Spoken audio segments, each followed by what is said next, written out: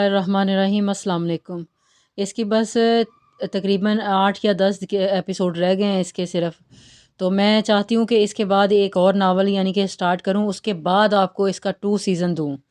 کیا خیال ہے؟ آپ مجھے پلیز کمنٹس میں بتائیے گا، ٹھیک ہے؟ Thank you. دلوں کے بندھن، مریم شیخ، ایپیسوڈ نمبر 31۔ السلام علیکم۔ میر سبکتگین نے صفدر شاہ کے نزدیک پہنچ کر بلا جھجک مسافے کے لیے ہاتھ بڑھایا۔ صفدر شاہ نے ہنگار کی صورت میں سلام کا جواب دیا۔ مختوم شاہ ان کے سرد مہر انداز پر جذب ہو گیا تھا، مگر میر سبکتگین کے اعتماد میں کوئی کمی واقع نہیں ہوئی۔ کیا میں جان سکتا ہوں کس سلسلے میں آمد ہوئی ہے؟ صفدر شاہ نے اس سرد موری انداز میں سوال کیا۔ میں اپنے بھائی کی شادی کا انویٹیشن دینے کے لیے آیا ہوں۔ میں چاہتا ہوں آپ لوگ اس شادی میں ضرور شرکت کریں اور اس نام نہاد دشمنی کو ختم کرنے میں اپنا کردار ادا کریں، تاکہ اس گاؤں کے آنے والی نئی نسلیں گاؤں کی آزاد فضا میں سانس لے سکیں، نہ کہ اس دشمنی کی گھٹن زدہ ماحول میں پروان چڑھیں۔ نہ کسی معصوم زرتاج کی عزت داغدار ہو اور نہ کسی رانیہ کو بے قصور ہوتے ہوئے بھی سزا ملے۔ میر سبکتگین اپنی ازلی پراعتماد لہجے میں صفدر شاہ کے دماغ میں لگی گرہ کھولنے کی کوشش کر رہا تھا، جبکہ مختوم شاہ خاموشی سے صفدر شاہ کے چہرے پر اتار چڑھاؤ کے تاثرات نوٹ کر رہا تھا۔ تمہاری یہ بے سروپا باتیں میری نزدیک کوئی اہمیت نہیں رکھتی ہیں۔ دشمنیاں نبھانے میں بچوں کا کردار اہم ہوتا ہے، مگر دشمنیاں ختم کرنے کے لیے بڑوں کو آگے بڑھنا ہوتا ہے۔ اگر دشمنی ختم کرنے کا عزم لے کر آئے تھے تو تنہا ہی چلے آئے۔ جو تقریر میرے سامنے کر رہے ہو، اس کا تھوڑا سا بھی حصہ اپنے خاندان کے افراد کو بھی سنایا ہے یا صرف ہمیں ہی مغرور کرنا چاہتے ہو؟ اس کا کار خیر کی شروعات اپنے گھر سے شروع کرو گے تو یہ زیادہ بہتر رہے گا۔ صفدر شاہ نے اس کی نیک نیتی کو چٹکیوں میں اڑا دیا تھا۔ وہ تنہا چلے آنے پر زبردست چوٹ کی تھی۔ وہ ناگواری اسے مشوروں سے نواز کر وہاں رکے نہیں تھے، لمبے لمبے قدم اٹھاتے حویلی کے اندرونی حصے کی طرف بڑھ گئے تھے۔ میر سبکتگین کے چہرے پر سایہ سا لہرایا، مگر جلد ہی اس نے اپنے چہرے پر پراعتماد مسکراہٹ سجا لی۔ ڈونٹ ویری یار، میں نے منا لوں گا، وہ ضرور اس خوشی کے موقع پر ہمارے ساتھ شامل ہوں گے۔ مختوم شاہ نے اس کے کندھے کو تھپ تھپایا۔ میر سبکتگین کے چہرے کا سایہ سا لہرایا، مگر جلد ہی اس نے اپنے چہرے پر پراعتماد مسکراہٹ سجا لی۔ اس کے مسکراتے چہرے کو دیکھ کر مختوم شاہ کے ہونٹوں پر بھی آسودہ مسکراہٹ نے احاطہ کیا۔ بڑی حویلی کے در و دیوار، سبزہ زاروں کا ایک ایک درخت، پیڑ پودا بھی فینسی لائٹوں سے جگمگا رہا تھا۔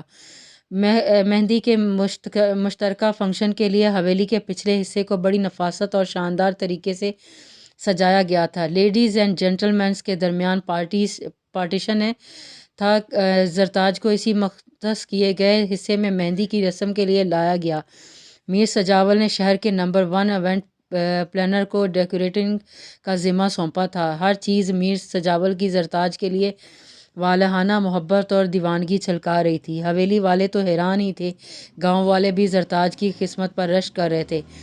میر سجاول کے سبھین چہرے پر رقصاں پہ مایا خوشی اور شادی کی تقریبات کو اتنے منفرد انداز سے منعقد کرنے پر سب کو حیرت میں مبتلا ہونے پر مجبور کر دیا تھا۔ جنہوں نے زرتاج کے ساتھ ہونے والے سانے پر اس کے گھرانے سے منہ موڑ لیا تھا۔ فائزہ بیگم کی زہر افشائیاں حویلی کے خاص ملازموں کی زبانی گاؤں کے ہر فرد کے کانوں تک پہنچ چکی تھیں۔ اکثریت نے فائزہ کے جھوٹ اور من گھڑت کہانیوں کو سچ مان کر زرتاج کو ہی قصوروار ٹھہرایا تھا، مگر اب شادی پر خرچ ہونے والی بے دریغ دولت اور دھوم دھام دیکھ کر سبھی کو زرتاج کے گھرانے سے ہمدردی محسوس ہو رہی تھی۔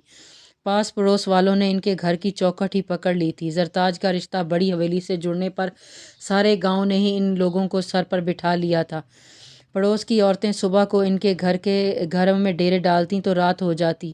وہ زرینہ اور زرتاج کو گھر کے کسی کام کو ہاتھ نہیں لگانے دیتی تھیں۔ زرینہ منع کرتی رہ جاتی، مگر کوئی ان کی ایک بھی نہیں سنتی تھی۔ زرتاج لوگوں کے پل پل بدلتے رویے کو دیکھ کر پہروں سوچتی رہتی۔ اسے یقین ہو گیا تھا اس دنیا میں صرف پیسہ اور رتبہ ہی کا بول بالا ہے، جس کی سنہری چمک دھمک کے سامنے دنیا والے اچھوت کو بھی معتبر بنا دیتے ہیں۔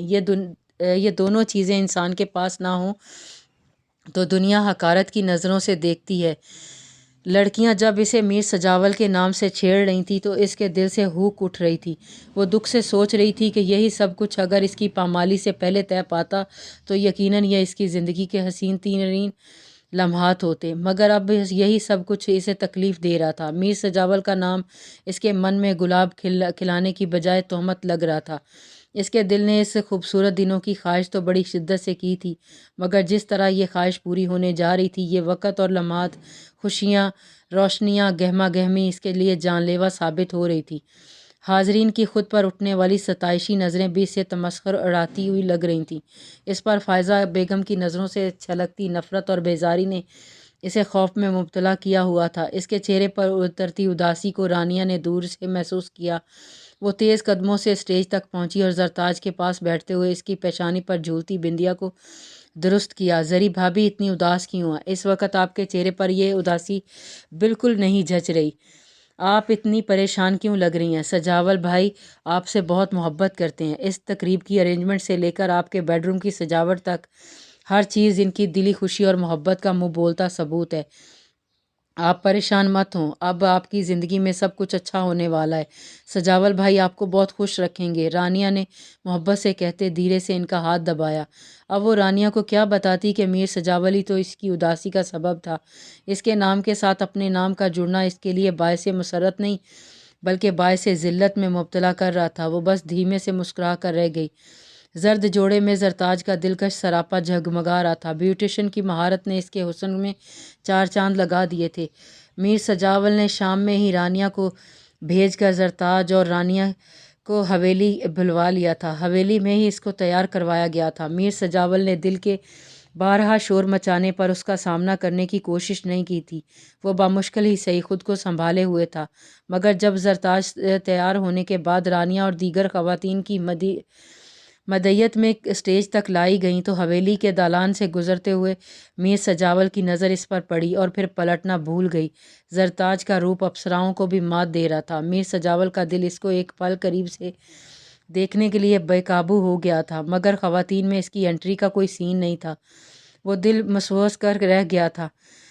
جینٹس سائڈ پر مہندی کی رسم زور و شور سے جاری تھی۔ میر سجاول کی تقریب سبھی دوستوں نے بھرپور طریقے سے شرکت کی تھی اور ہلا گلا کرنے میں مصروف تھے۔ جو کسی کام کے سلسلے میں ملک سے باہر تھے وہ بھی شارٹ نوٹس پر شادی اٹینڈ کرنے کے لیے پہنچ چکے تھے۔ میر سبکتگین بھی سگے بھائیوں سے بڑھ کر فرائض سر انجام دے رہا تھا۔ اس نے ہر کام اپنی نگرانی میں کروایا تھا۔ اس کی وجہ سے میر سجاول بھی خود کو ریلیکس محسوس کر رہا تھا۔ میر سجاول نے اپنے کسی دوست کی بات پر کہکا لگایا، تبھی اس کی نظر صفدر شاہ اور اس کے ساتھ اندر داخل ہوتے ہوئے مختوم شاہ پر پڑی۔ اس کے پاس کھڑے سبکتگین کو زبردست گھوری لگائی، مگر میر سبکتگین نے اسے نظروں ہی نظروں میں خاموش رہنے کی التجا کی اور جلدی سے اسٹیج سے اتر گیا۔ آپ کو یہاں دیکھ کر مجھے اتنی خوشی ہو رہی ہے، میں بیان نہیں کر سکتا۔ آپ نے یہاں پہنچ کر میرا مان رکھ لیا۔ میر سبکتگین بے تکلفی سے صفدر شاہ کے گلے ملتے ہوئے بولا، تم کیا سمجھتے ہو فاصلے مٹانے کا سارا کریڈٹ تم اکیلے لے جاؤ گے؟ یار تھوڑا حق تو ہمارا بھی بنتا ہے۔ صفدر شاہ مصنوعی خفگی سے بولے۔ سبکتگین شاہ کا کہکا برجستہ تھا۔ اس نے کھلتی مسکراہٹ کے ساتھ مختوم شاہ کو ویلکم کیا تھا۔ میر غضنفر نے بھی ان تک پہنچ چکے تھے اور ان کے پیچھے میر جعفر بھی سست قدموں سے آ کھڑے ہوئے تھے۔ تم کچھ بھی کہہ لو صفدر، پورا کریڈٹ میرے بیٹے کو ہی جاتا ہے۔ اس نے ہی انا کو پسے پشت ڈال کر فاصلے سمیٹے ہیں، ورنہ یہ گرد اتنی مٹنے والی نہیں تھی۔ میر غضنفر نے صاف گوئی سے کہتے ہوئے صفدر شاہ سے بغل گیر ہو گئے۔ آخر کو وہ سب بچپن کے دوست تھے اور دلوں کے رشتے آخر خون کے رشتے جتنے ہی مضبوط ہوتے ہیں، وقتی طور پر گرد چھا بھی جائے تو وہ ذرا سی پیش قدمی سے صاف بھی ہو جاتی ہے۔ 20 سالوں کا طویل عرصہ گزر جانے کے بعد ہی صحیح وہ سب دلوں کے بندھنوں میں ایک بار پھر بندھے جا رہے تھے۔ میر جعفر نے بھی بنا کسی پش و پیش کے خوش دلی سے اسے ویلکم کیا تھا۔ میر سجاول کے دوستوں نے باقاعدہ ڈانس سٹارٹ کر دیا تھا۔ میر سبکتگین کی اپنی ڈیسنٹ سٹائل سے نکل کر دل کھول کر انجوائے کر رہا تھا اور مختوم شاہ میر حنانے نے بھی اس کا بھرپور ساتھ دیا تھا۔ بس ایک میر سجاول ہی تھا جو سب کے بھرپور اصرار اور بے انتہا خوشی کے باوجود بھی خود کو ڈانس کے لیے آمادہ نہیں کر سکا تھا۔ وہ صوفے پر بیٹھا ہوا یہ سب بہت بھرپور طریقے سے انجوائے کر رہا تھا۔ وائٹ شلوار سوٹ پر ویسٹ کوٹ میں ملبوس وہ ہمیشہ سے بڑھ کر چارمنگ لگ رہا تھا۔ چہرے پر بکھری دلی خوشی سے بھرپور مسکراہٹ اسے مزید دلکش بنا دیا تھا۔ رانیہ جلدی سے پول سائڈ پر پہنچو، مجھے تم سے کچھ ضروری کام ہے، میر سجاول نے عجلت میں کہہ کر کال کاٹ دی اور وہیں ٹہلتے ہوئے سگریٹ سلگا کر رانیہ کا انتظار کرنے لگا۔ کچھ دیر بعد رانیہ اپنا لہنگا سنبھالتی گھبرائی ہوئی سی دور سے آتی ہوئی نظر آئی۔ جی سجاول بھائی، اتنی ایمرجنسی کیوں بلایا؟ آپ کو ایسی کیا ضروری بات کرنی تھی؟ بہت ہی ضروری کام تھا جو صرف تم کر سکتی ہو اور کوئی بھی نہیں۔ میر سجاول بے تابی سے گویا ہوا۔ جی بولے۔ رانیہ کو تجسس ہوا۔ رانیہ، تم کسی بھی طرح بس تھوڑی سی دیر کے لیے زرتاج کو اندر والے روم میں لے آؤ، مجھے بس 2 منٹ اس سے بات کرنی ہے۔ میر سجاول نے منت کی۔ رانیہ پہلے تو اس کی منت بھرے انداز پر مسکرائی جو اس نے پہلی بار دیکھا تھا، پھر قدرے پریشانی سے بولی، مگر میں انہیں سب کے درمیان سے کیسے لے کر آ سکتی ہوں؟ آپ جانتے بھی ہیں وہاں کتنا رش لگا ہوا ہے، سب پوچھیں گے نا کہ میں دلہن کو کہاں لے کے جا رہی ہوں۔ رانیہ نے الجھتے ہوئے پوچھا، تم کوئی بھی بہانہ کر دینا، بلکہ میں تمہیں بتاتا ہوں کیا کہنا ہے۔ وہ رانیہ کے شولڈر پر ہاتھ رکھ کر ٹہلتے ہوئے اسے ترکیب سمجھانے لگا، پلیز اب جلدی سے جاؤ اور اسے لے کر آؤ، اور میری پیاری سی بہن ہو نا، میں تمہیں ڈھیر ساری چاکلیٹس لا کر دوں گا۔ وہ دلکشی سے مسکراتے ہوئے شرارت سے بولا، اف سجاول بھائی، آپ بھی نا، میں کوئی چھوٹی سی بچی ہوں جو آپ مجھے چاکلیٹس کا لالچ دے رہے ہیں؟ اس نے منہ پھلایا، اچھا تم جو بولو گی وہ لا دوں گا، ابھی میرا کام کر دو، زندگی بھر تمہاری فرمائشیں پوری کروں گا۔ میر نے بالوں میں ہاتھ پھیرتے ہوئے کہا، ٹھیک ہے، اپنا وعدہ یاد رکھیے گا۔ وہ پلٹتے ہوئے انگلی اٹھا کر بولی، میں وعدہ کر کے بھولنے والوں میں سے نہیں ہوں، اب جلدی جاؤ، وہ اسے ساتھ لے کر ہی آنا۔ وہ ہاتھ جوڑ کر بولا۔ رانیہ مسکراتے ہوئے ہاتھ ہلاتی ہوئی چلی گئی۔ میر سجاول سگریٹ کے کش بھرتے ہوئے بے صبری سے رانیہ کے واپس لوٹنے کا انتظار کر رہا تھا۔ جاری ہے۔